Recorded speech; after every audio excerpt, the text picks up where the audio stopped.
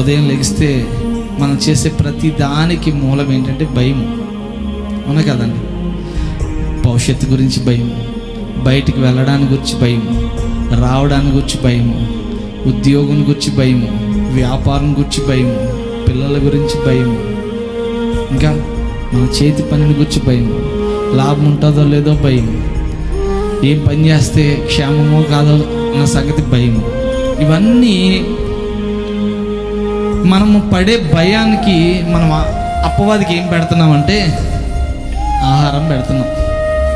మనం పడే భయం కొలది వాడు ఏం చేస్తాడంటే బలం పొందుకుంటూ ఉంటాడు. మనం ఎంతగా భయపడతామో అంతగా మన మీద క్రియ చేయబడడానికి వాడికి అధికారం దొరుకుతూ ఉంటుంది. మనం భయపడి ఏం చెప్తాము, ఏమి జరగబోతుందో కూడా చెప్పేస్తూ ఉంటాం.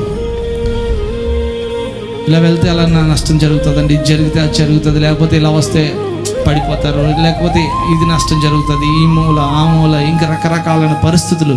ఇవన్నీ ఏంటంటే భయం ద్వారా వస్తాయి. భయం కలిగి ఉంటే విశ్వాసాన్ని చూపించలేము.